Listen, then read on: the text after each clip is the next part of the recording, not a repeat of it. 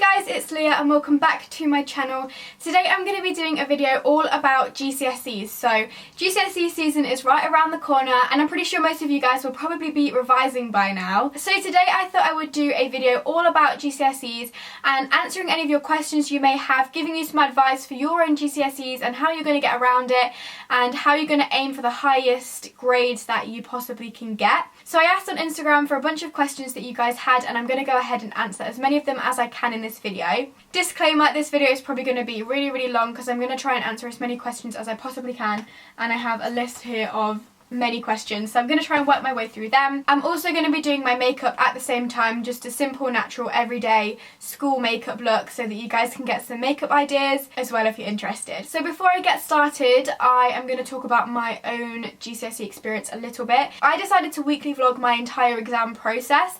So I vlogged from the 15th of May to the 15th of June, from my first exam to my last exam, so I had exactly a month of exams. And I had in total 20 exams, which is ridiculous, but I think I had quite a few less than most friends and most people that did their GCSEs as well. So in that sense I was pretty lucky, but it was still a lot of exams to do. So for the subjects that I did foundation maths, English, double science, and I did foundation science, so the lowest science you can do, geography, business studies, media studies and textiles. I think those are all of these subjects that I took. And I also vlogged my opening my GCSE results video. I'm going to link all of these down below, so if you want to watch them you can. But I managed to pass all of my exams. My grades varied from level 5s to A's. So they're the results that I got, but if you want to find out exactly what I got, I'll link the video down below. With all that said, I'm going to get started. So the first question is, how do you motivate yourself to revise? Some people might naturally be really motivated and they might really want to do well and really work hard, but I know that wasn't the case for me and I struggled to motivate myself. One of the things that I actually did to motivate myself is probably a bad thing, but I kind of scared myself into it. I think mocks were a big motivator as well, because I actually got a U in maths, so I completely failed my maths in my mocks. That really kind of pushed me and made me realise this is real life and I genuinely can fail these exams. And I think another motivator was just thinking that I could go into this exam and have absolutely no idea how to answer these questions. So I really need to get that information into me and to learn it so that I don't feel helpless in my exam, because obviously that would be horrible to not have a clue like what the answer is, and I really didn't want that to happen. So I think that was how I motivated myself. I'm just going to zoom you guys in a little bit because you seem really far away. The second question is, what did I find to be the best revision technique? I have so many questions about how to revise, what was the best way of revising, when to start revising, so many revision questions, so I'm going to get into those. I would say that the technique that worked best for me was simple flashcards, but you have to use them in the right way. So to start with, I was writing all of my information on flashcards and I stuck them all over my wardrobe and all over my wall. I thought that that would expose me to them every single day and I would sit and read them and look at them. That was absolutely not the case. I didn't look at them once, I didn't read them at all, and obviously then I wasn't learning any of the information that was on the revision cards. So I took them all down off of my wall and I just put them in a pile and I would just read the revision cards as much as I possibly could on the way to school, on the way home from school, while I'm doing my makeup, and eventually it's almost like I took a little picture in my brain of the revision card and I could remember what the revision card said. So say a topic came up in my exam, I'd remember what the revision card looked like and I could almost read it in my head what the revision card looked like. I didn't necessarily remember the fact, but I remembered what the revision card said, if that makes any sense. I hope you understand. So yeah, I just memorised what was on each revision card by reading them loads of times, and also I made a bunch of these revision cards for media studies and I asked the question on the front. So this one says, what are two shots used for? And then on the back it says the answer, to fit two people in shot, usually less formal. And I did a bunch of these so that I could actually test myself, and these really helped as well. I'll link the website down below where you can make these revision cards, and these are super helpful as well. I did make quite a few posters. I made like mind maps for geography, but I really just think that flashcards were the best way for me. This question I really wanted to touch on, and it is how to concentrate and focus whilst you are revising. So what I actually found in the end to be a really useful technique was listening to revision music as I was revising. I am not someone that can listen to music and work at the same time. It really distracts me and I can't focus and I end up singing. But I listened to this certain revision music, which if I listen to now, it gives me PTSD and it's it's a horrible feeling. It gives me the feeling of the stress of revision when I listen to that music now. But I'm going to link the exact one I listened to down below. I listened to this every single time I was revising, and I think that was kind of like a mechanism to set my brain into, you're revising now and you need to focus. It was just kind of like a noise. It's not even like music, it's just like this constant noise, which kind of kept my mind focused, and that's all I could hear. I wasn't distracted. I don't know, it just really helped me focus. So I'd say try and listen to revision music in earplugs or headphones or whatever, and that might actually help you, because I did find that it did help me. The next question is, when did I actually start revising myself, and when do I think is a good time to start revising? Personally, I left revision really late, which is obviously not what I recommend. I'd say my first exam was May the 15th, so I'd say I started revision like after the Easter holiday. But I think I probably did do a bit of revision in the Easter holiday, but not like hardcore proper revision, because I just couldn't focus on it.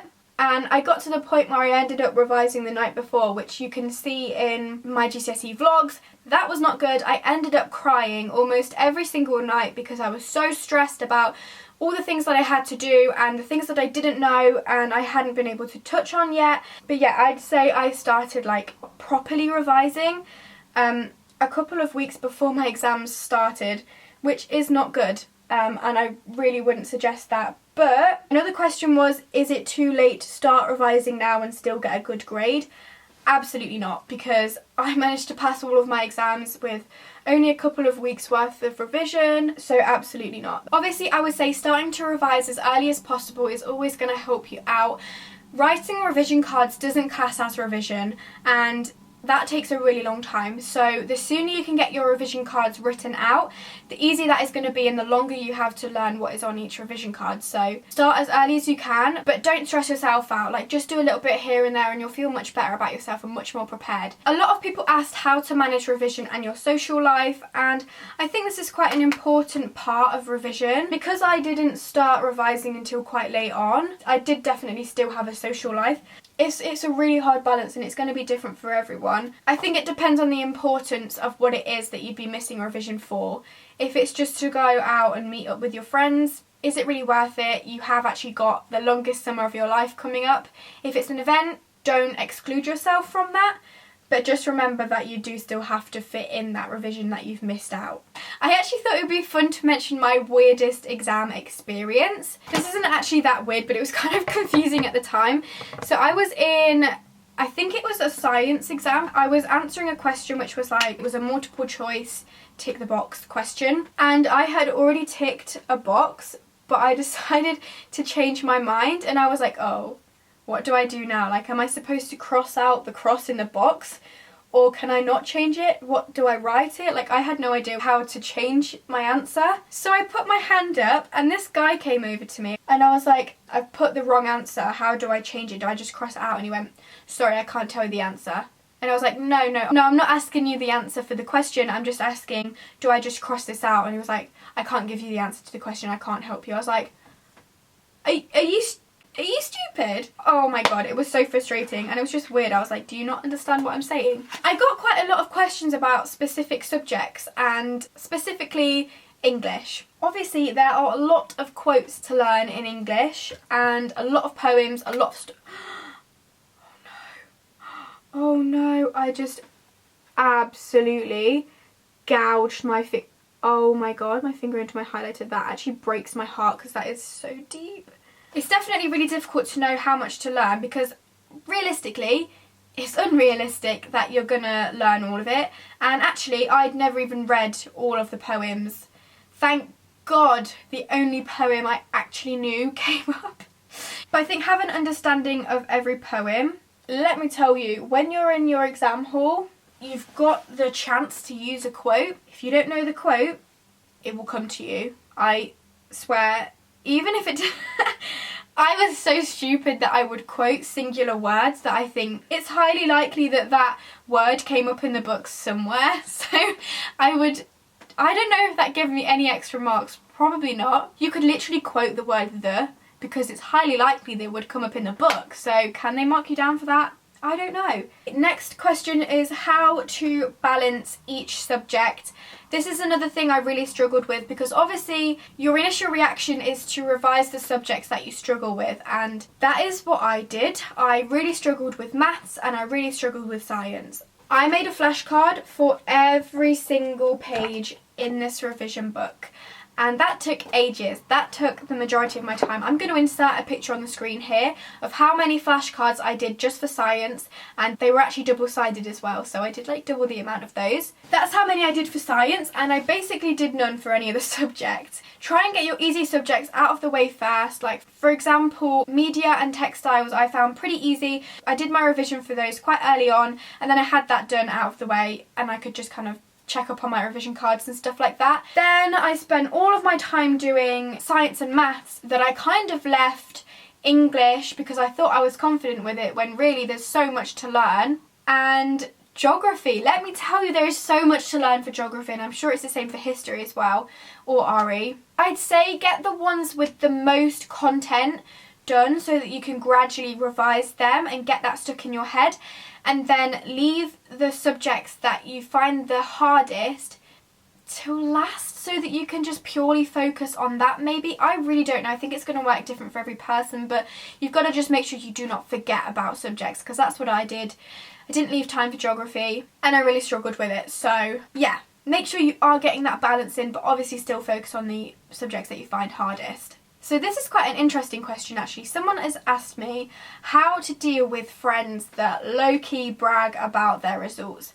And actually someone asked me the opposite as well. So how to react when your friends are sort of mad at you for your higher results. And I actually kind of struggled with this myself. Not that my friends bragged, but they all got much higher results than me. They were a lot smarter than me. They were in higher sets. They would always get higher exam results than me. And I was the only one out of my friends that would be in lower classes and would get much lower results. I think, to be honest, you all support each other no matter what. I was incredibly proud of my friends that got really high results, and I think they were really proud of me as well because I got what was high for me. I think you should all just support each other. Don't really talk about your numbers and your grades too much, because really that's not really relevant to anybody else. It's just yourself.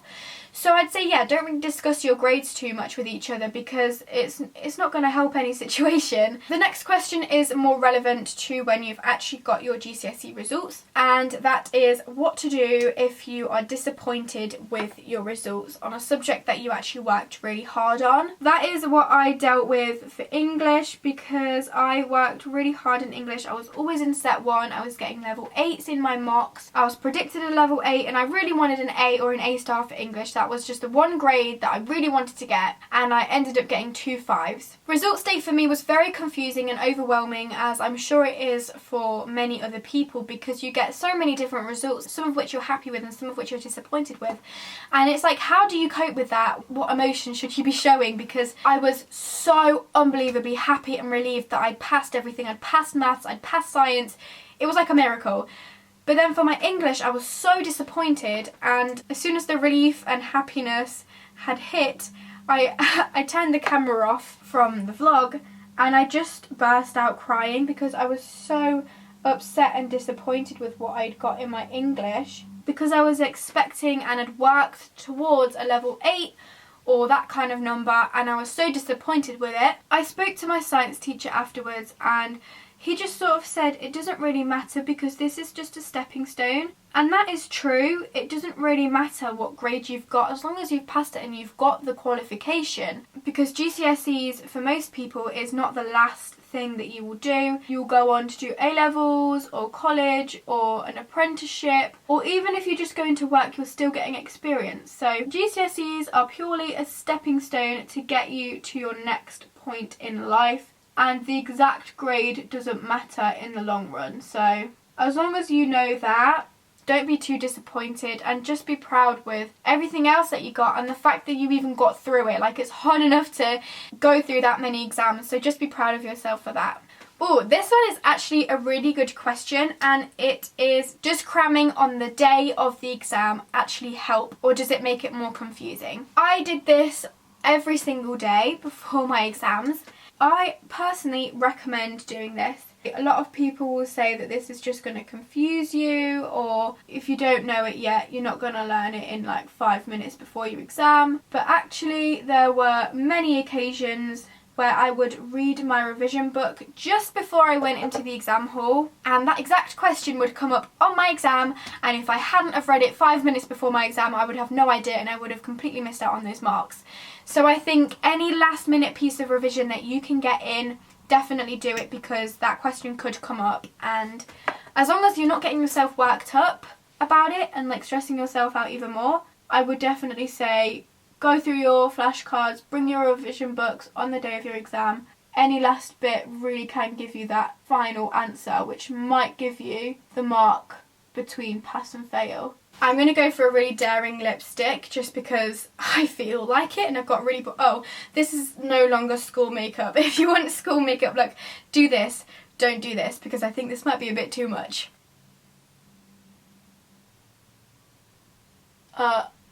That is definitely going to happen. Oh, by the way, I just want to say I actually got tutoring for maths from my maths teacher.